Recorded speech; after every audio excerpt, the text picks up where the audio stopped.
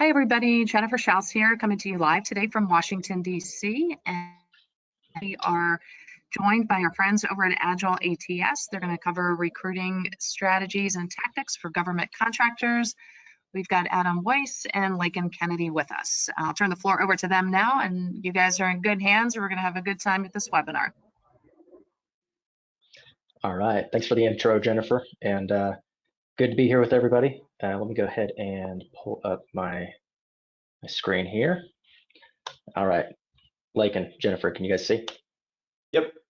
Good. Are we good? All right. Cool. Well, welcome everybody.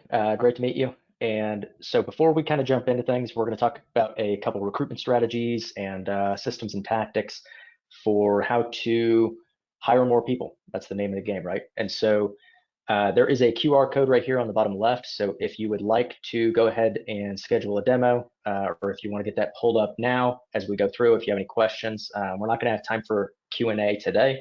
But if you do have questions and you would like to discuss further, you can scan that QR code. It takes you directly to my calendar, and Lakin and I will be the ones actually meeting with you. And so a little bit about us. I am the Chief Growth Officer for AGILE ATS. We are a recruitment software specifically built for federal contractors. My background is heavy in the recruitment space. So previously I had started a niche IT recruitment firm in Miami. We did about $4.5 million our first year in business, landed 30 Fortune 500 clients. And on the business side, I've hired about 120 internal employees for me, for myself and my companies over the years. And so I've got a really good idea of what it takes to hire high quality people. And Lakin is on here as well. He is our quality assurance engineer at AGILE.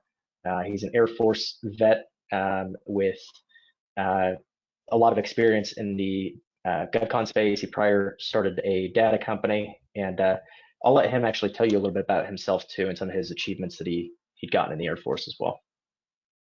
Yeah, thanks, Adam. Yeah, absolutely. So I was in munition systems technology. So I was an ammo troop in the Air Force. I actually won the munition systems technician of the year back in 2017. While getting my degree done, and I was deployed during that time. So that's probably my biggest achievement while I was in the Air Force. Whenever I got out, I actually I started up a company called my GovTracks that pulled federal contract data, and I decided that I'd rather be, a part of a team, like a bigger team, rather than just by myself. So that's what I do now with AGILE. I'm the quality assurance engineer. So basically any new deployments that we put out, I'm testing those. I'm working with our engineers, and I'm also taking a lot of feedback from customers on what features they'd like to see within the application, and also their onboarding experience as a whole. So if you do join with us, then you're going to see my face whenever you have new ideas, or if you run into any issues in your onboarding process. Yep, and Lakin's great. He handles all of our back-end customer success. So normally I help people come in on the front end, become customers, and then once they are a customer, he's the person that helps them out. And so I want to talk today a little bit about recruiting strategies, right? And a lot of it starts with the right mindset. You have to understand where you're at and kind of what your goal is in order to be optimal in your goals. And so a lot of government contracting companies that we talk to, and we talk to dozens every single week. So we have a really good idea of kind of what the market looks like and the general mentality, of both small GovCon companies as well as some of the largest primes in the country. And really, the thing that you do is you provide people through and through. Most of the time, you don't have a product. Most of the time, you don't have like patented products and things you're doing that way. Most of the time, what you're doing is you're providing people. And so through and through, the heart of what you do on a daily basis is you are a staffing firm wrapped in a GovCon wrapper. Now, I know that might be a hard pill to swallow for some people, because we see very frequently when we're talking to people in the federal space that they really believe that being able to land contracts is the #1 biggest thing that's going to help them grow their business. And although that's important, the #1 thing that's going to grow your business is the ability to staff. If you don't have the ability to recruit high quality talent and be able to retain them at your company, it doesn't matter how many contracts you win, because you're not going to be able to put the right people into those contracts, which we've seen a lot. We hear both the good and the bad of a lot of companies, and it's pretty frequent where people will, get great opportunities as a sub, or they'll land a prime contract, and they very quickly are banging their head against a wall because they don't know how to find the people. And so success in GovCon comes down to two things. The first is the ability to write compelling proposals. The second is to be able to staff and put the right people into those contracts. And so I want to talk a little bit about the difference between a resource manager and a recruiter. So most of you probably have recruiters on your team, and a lot of times the mentality of a recruiter, especially if you hire a recruiter from like a commercial company or the commercial sector, and you bring them into the GovCon space, they are used to recruiting for other companies, right? They're used to getting roles and filling positions for other clients, for other people, not hiring internally. And so you are not just a recruiter. If you are the resource manager or the recruiter here, or you have a team of them, your recruiters are not just recruiters. They are resource managers. There's a big difference, because you're not just filling a job for somebody else. You're hiring full-time internal employees. You're hiring people for your own company. And so when you understand that, that changes the way that you're going to talk to candidates as well, because a lot of times we hear companies saying, they are looking for, they this, they that, and they're talking about their client or the contract like this candidate is not going to be an employee of their company. The best kind of recruiting you can do is where you understand that these candidates are going to work for you, and you have to sell them on it. Our Agile was actually founded by a guy named Ross O'Rourke, who many of you guys probably know. He started a company in Reston, Virginia back in 2017, and they ended up growing from 0 employees to 250 employees in 4 years. Pretty crazy growth. And the way that they did that was by focusing on the main thing. They got really, really, really good at recruiting, and they knew how to sell the crap out of their company. Every single candidate they talked to, they were selling the opportunity. They were selling their company. They were selling the benefits. They were selling where they're going, the mission, everything about what they were doing, which got the candidates on board so that they would want to work for them. And so very, very important. You have to understand how to sell your business. If they're going to work for you, they got to want to, because they have a lot more options than you do. If you're looking at supply and demand, candidates have, they have favor shifted to them. They've got, especially if they have security clearances, they have the ability to be selective and choose from multiple opportunities. And so you really have to stand out and know how to make yourself and your company look different than everywhere else that they're interviewing. So let's actually talk about some day-to-day things. So as far as your recruiting process, one of the most important things that Ross did, and I did this when I had my recruiting company as well. This isn't GovCon specific. This is just high performance recruiting in general.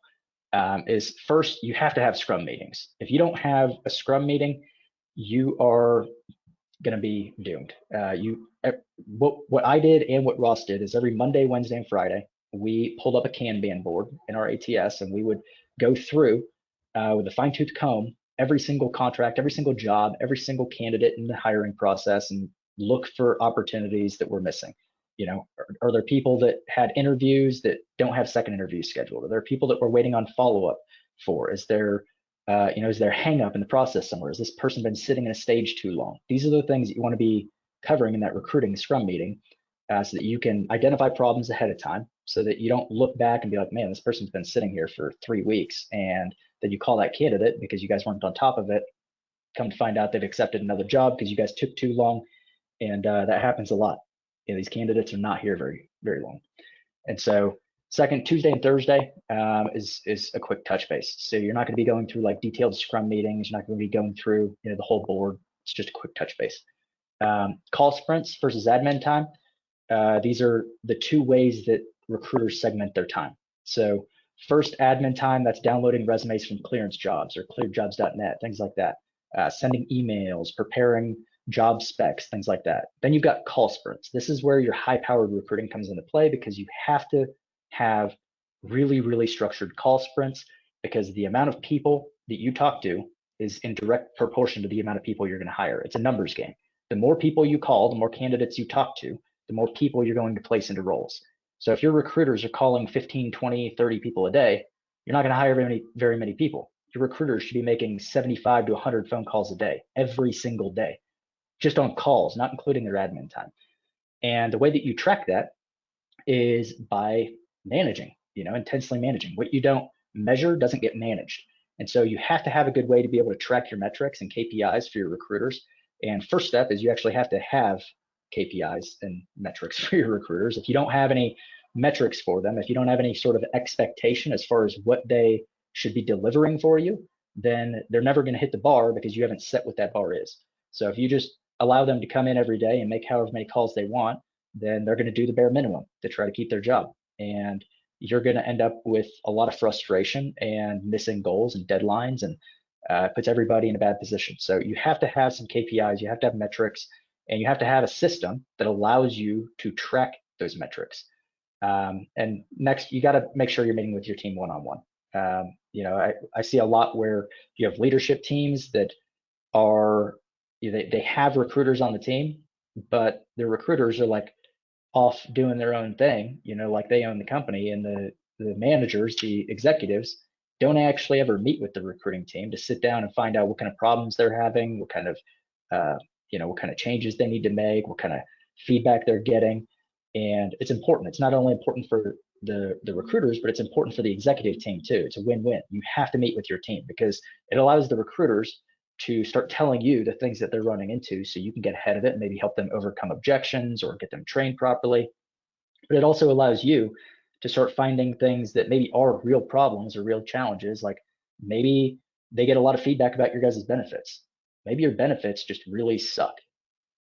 Maybe the benefits just really aren't that good and candidates don't like them. And when they start stacking it up against some of the opportunities they have, they're like, hey, the comp's similar, but this other company has great benefits. Maybe that's something that you as an executive need to know. And so you can come and maybe reevaluate the way that you guys are doing things. So that comes from being able to meet with your team one-on-one. But it all comes down to one question, and that's who manages that? Because everything on this page right here requires somebody to step up and take the initiative to create these systems, create these, these meetings, create these appointments with your team and these metrics. And so first thing is you got to find out who on your team is willing to come up with the standards and who's actually going to hold them. Because what's even worse than coming up or not having these standards to begin with is coming up with them and not holding people to them. If you say, hey, we're going to meet every day, or we're going to meet Monday, Wednesday, Thursday and go through a scrum meeting, and then by week 2 or week 3, you and your team aren't doing it anymore, you actually did more damage than you would have if you wouldn't have done it to begin with. Because now what your team starts to think is that you are not capable of following through. They start losing respect for you and the executive team. And what happens is eventually that person is going to start phasing out, and they're going to go find another company that actually knows how to keep their team accountable. And you're going to lose good recruiters that, with the right training and the right accountability, could be high performance recruiters, but since they become a product of their environment, they are not. And so what that all comes down to is you guys need an ATS. If you're a federal contractor, you need an ATS, because all the things we just talked about here, these scrum meetings, call sprints, KPIs, metrics, all those things require a database to be able to track and manage all those things, And so why is it so important? First, your hiring workflows. You got to be able to have a good process to track and manage candidates. You can build a database of candidates that you can pull from in the future. A lot of these candidates are not on clearance jobs forever. They're not going to be there 3 months from now or 6 months from now. And so if you don't take that resume and get it off of clearance jobs or clearedjobs.net and get it into your own database, you're doing damage to yourself in the future. Next, you can manage contracts. You can organize jobs. You can post to job boards. Very important. You can share jobs and allow partners to submit directly into your ATS. That's one unique thing about our ATS, is since it's built for federal contractors by people in the federal contracting space, we have very unique things that we know you need on a daily basis, like a partners portal. So if you work with a lot of subs or staffing companies, this allows you to share jobs with them. They can submit directly into your ATS, so you're not having to try to handle all that through email or SharePoint or things like that, which is great. You can also create custom outreach lists for each rec that your team has. So as you get a new rec, as you get a new job, you can create a call list and then go into your database, source all the candidates that are qualified based on like a Boolean search or filters, and you can really hone that down and take a massive database of 50,000 people and narrow it down to the top 30 in a matter of 15 seconds. Then you can take those people and put them into a call list so that your recruiters have the ability to do a call sprint and go through that as quick as possible. Next, you can run analytics and create predictable outcomes that you can scale. The key to business is being able to create predictable revenue. You create predictable revenue by creating consistent analytics. The more consistent your analytics are, the more predictable your revenue is going to be, and the easier it is to scale. Next is compliance stuff, EEO, OFCCP, AAP, all of those are incredibly important, especially in the federal contracting space, and our system allows you to track that. But if you don't have an ATS, some of those things can be hard to track. Also, you need to set your company up for long-term success. You need to be thinking ahead. And I had a great mentor once tell me you got to start with the end in mind. So you need to start with where you want to be in a year, 3 years, 5 years, 10 years, and then start acting today as if you're already there. So if you think in the future, you're going to need a high performance team, you're going to need an ATS, and you're going to need a database. You can't keep pushing it off for 6 months, 12 months, 2 years, saying, I'll do it tomorrow, I'm going to get there. Eventually when I get 3 recruiters, then I'll invest in an ATS. It's the wrong mindset. ATSs really aren't that much money, and it's a cost of doing business. If you're going to spend the money to start a company and start a federal contracting business, you need to make sure that you're giving yourself the best shot to succeed by giving yourself the resources you need to be able to make it happen. I'll be honest. And probably I'll be honest, Adam. Looking at the pricing for a lot of ATSs, including ours, like I spend more on daycare every month than really I would on an ATS. Yeah, it's true. And when you factor in opportunity costs too, it can get really expensive, because a lot of people, what they're doing is they're counting the cost of the tool instead of looking at the cost of not having the tool. You're looking at it the wrong way. Every successful entrepreneur I know, or business owner or leader, understands you have to spend money in the right things to be able to grow your business. You can't be stingy with the right things. Obviously, you have to be conscious of expenses, but you have to know when to spend money and what to spend money on and where to save money. An ATS is not one of the things that you want to try to skimp by on and use a SharePoint or use Excel, because you're only hurting yourself. One of the biggest reasons is, in the future, if you hope to sell, your database becomes an asset to your company. So that database you're building of all those candidate resumes is going to help you when you're trying to sell for the biggest multiple in the future. So if you're looking at, selling your business, do you think you're going to get a better multiple if you have 500 resumes in your database or 100,000? If a private equity company or or another larger federal contractor or somebody is wanting to come buy your business, and they're looking at your whole financial situation, they're looking at the number of employees, they're looking at your contracts, they're looking at your database, do you think you're going to have a better opportunity to get a higher multiple if you have 500 candidates or if you have 100,000? It's a simple question. It's 100,000 for sure. And so you have to be able to shift your mindset and think long term. Start with the end in mind and ask yourself, what are you trying to do with the business? What are you trying to grow it into? And then start making those changes today. And so with that, I'll show you a couple things as far as like our ATS and what it can do for you on a daily basis, and how you take some of those things we just talked about and actually do them in real life. So that Scrum meeting, for instance, this is where you would host a Scrum meeting. This is your Kanban board. So you can see contracts over here. You can see jobs over here. You can see whether it's hot, whether it's covered, whether it's hot, covered, open. We can, everything's color coded. Over here, you can even see your whole candidate pipeline, and you can see where everybody's at. You can see what's going on. Everything's color coded. So if it's blue, it means it's a brand new candidate that's not currently an employee of your company. If they are this like orangish color, it means they are a current employee. They're on overhead. So these people are a very high priority because you are paying for them. They're on your monthly payroll, and they're currently probably not working, or their contract's ending. So it's very, very important that you can find them more work. If there is this green color here, it means they came from a partner or a sub, which is very, very important to know. And so you can also take this Kanban board and you can break it out into list views. So if you want to see some different metrics and you want to see total time and stage, which hiring board they're on, you can have multiple hiring boards. So you've got different contracts that have different hiring processes, or you have a different process for, for cleared roles versus non-cleared roles. You can have that broken out here, as well as, as board notes and all that fun stuff. So the board note is actually this right here. If we were to add on Tom Brady here, we were able to say interview next Wednesday. Then what that's going to do is that's going to save on the board note, and then we'll be good. And so, Lakin, do you have anything to add on the actual hiring board here? Yeah, absolutely. So whenever, so first off, yeah, if you want to scroll down a little bit, Adam, and hit save on that workflow underneath Tom Brady. Perfect. Yeah, the save right under, to your right a little bit. Yep, up a little there. Perfect. So the the great thing about the hiring board is that it's fully customizable. So you can add in, if your hiring process is different and it consists of less stages, you can update the hiring board.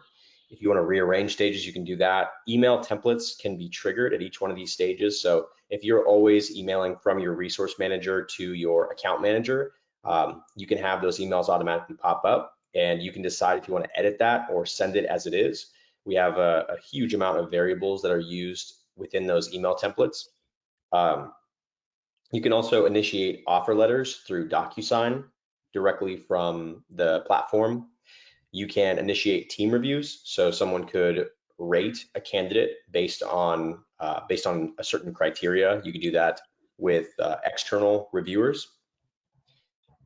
Those metrics, like Adam was talking about earlier with the different types of hiring boards, you can track basically across all of your hiring boards which workflows are taking the longest to complete. Those are some of the main points that I would say about the hiring board. You can also filter down. So if you've got a team of 50 plus recruiters or 50 plus resource managers, and they're all kind of focused on their own individuals, then you can set a filter there. Yep, and you can filter on me, Adam. That's fine. Yes, you can go to resource managers and click on Lakin Kennedy. Let's see. Yep. Perfect. So now I could set this as my default view if I wanted to, and then I could basically always come over to this saved filter anytime that I went to the board. So as I'm doing my outreach, or as I'm moving my candidates through the process, I can always just focus on what's mine.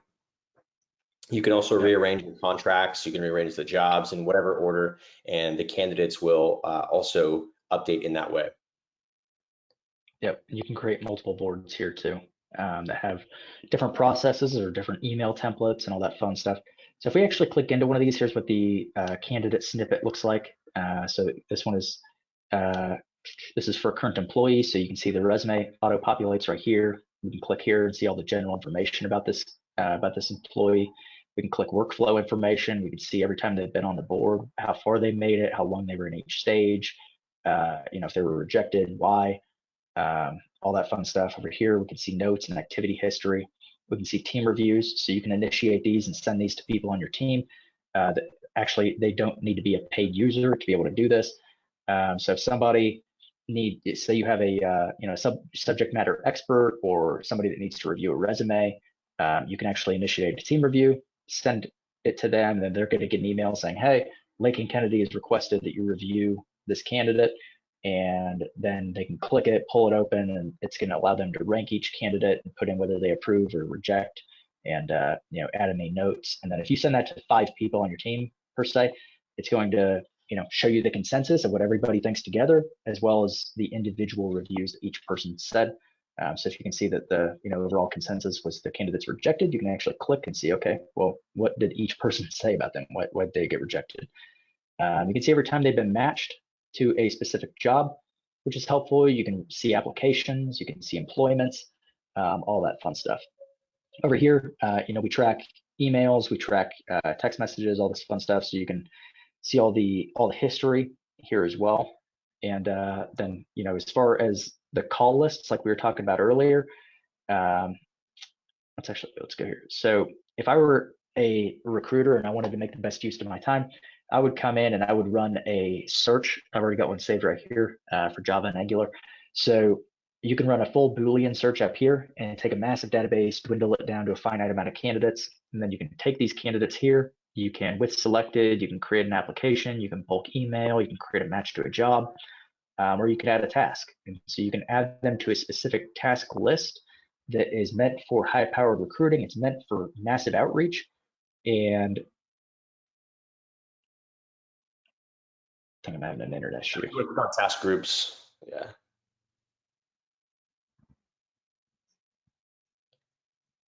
I'll just give it a quick refresh. I think it might be it.